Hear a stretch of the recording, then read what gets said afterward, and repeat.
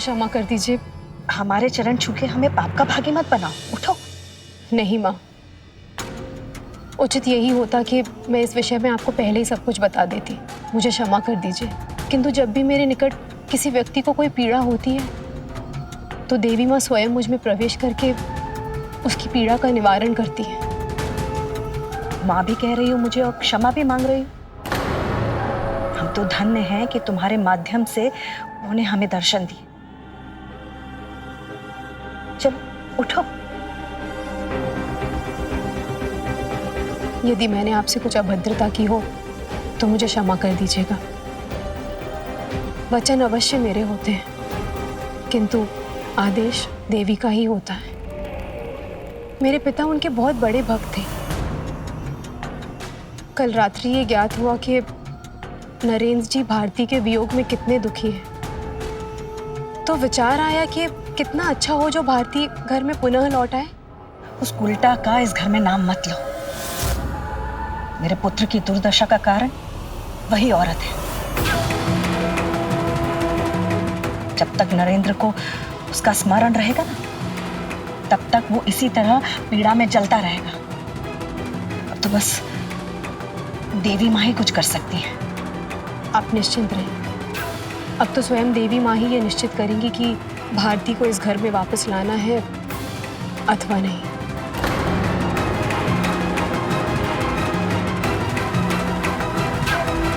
चलो किशोरी।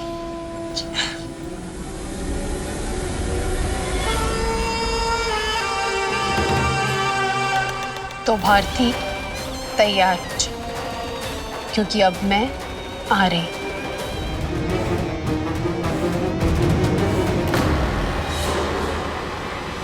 क्षमा करना, वो अपने ही विचारों में बेसुध थी, इसलिए ध्यान नहीं गया। क्षमा करना भारती,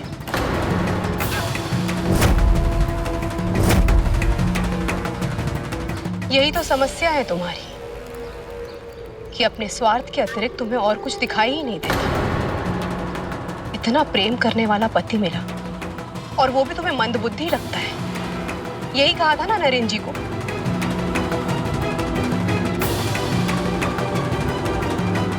कौन हो तुम? मुझे कैसे जानती हो? और नरेंद्र जी को कैसे पहचानती हो तुम? इसके पूर्व तो तुम्हें यहाँ इस गांव में नहीं देखा। जान पहचान से कहीं अधिक गहरा है मेरा और नरेंद्र जी का संबंध। जब मैंने उनका दुखी मुख देखा था ना, तभी समझ गई थी कि उसका कारण सिर्फ और सिर्फ तुम ही होगी। अरे कैसी पत्नी हो तुम जो अपने ही पति की पीड़ा का कारण बनी हुई हो? तुम होती कौन हो? नरेंद्र और मेरे वैवाहिक जीवन में हस्तक्षेप करने वाली?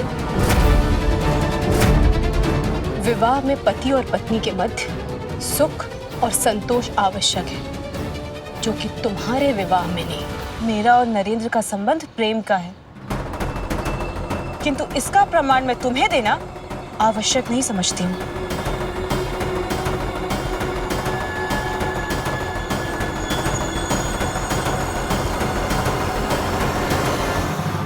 प्रमाण है उनकी पीड़ा।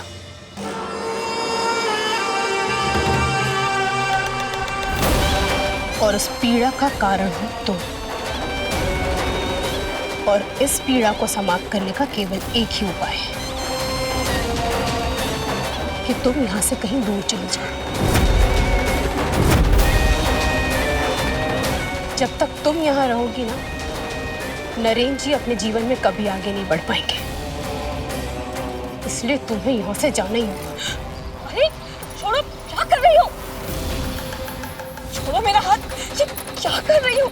आज मैं तुम्हें इस गांव से और नरेंद्र जी के जीवन से निकालने आई हूँ। छोड़ो मेरा हाथ।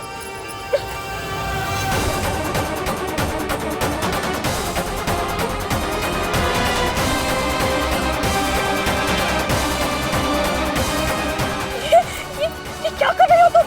पागल हो गई हो क्या?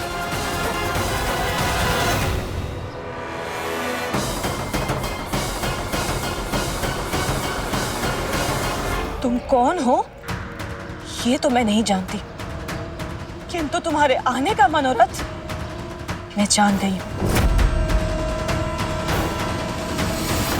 मुखिया जी कृपया बाहर निकले। क्या हुआ संकटा? मुखिया जी शिकर चलिए, वह गांव में आपकी बहू भारती, उसके सिर पर रथ सवार हो चुका है और नवलखा को निर्ममता से मारे जा रही है। आइए।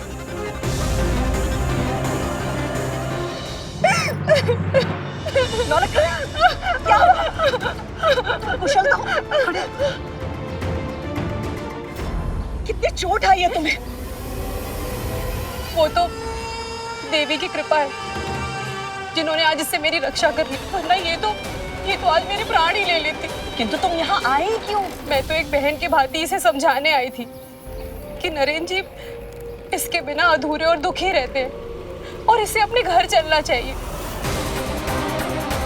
किंतु नरेंद्र जी का नाम सुनते ही इसे मुझ पर क्रोध आ गया और मुझसे कहने लगी कि उस मंद बुद्धि का नाम भी मेरे समक्ष मत लो, और उसके बाद मार कर मेरी ये दशा कर दी।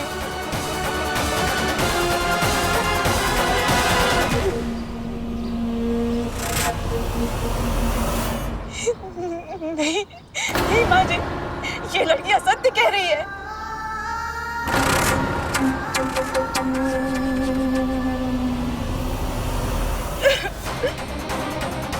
नरेंद्र, क्या आपको भी इस लड़की की बात पर विश्वास है? चुप हो जाओ तुम।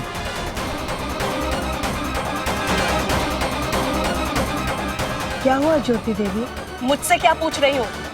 स्वयं देख लो। ये लड़की असत्य कह रही है।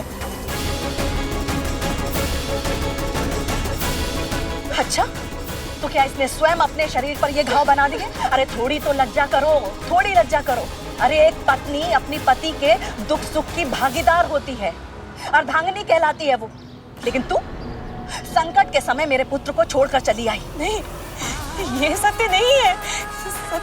सत्य तो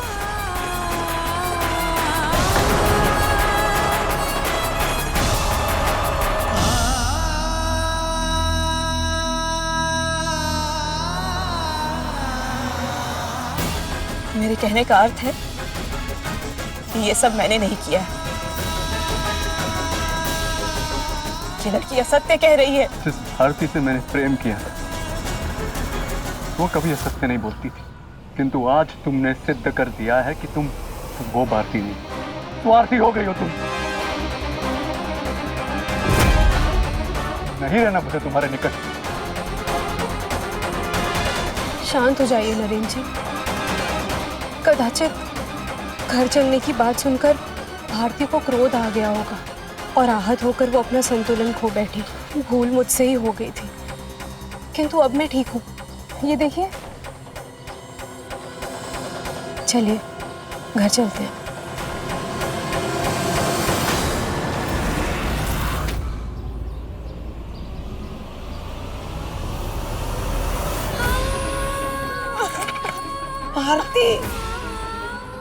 भारती, संभालो अपने आप को।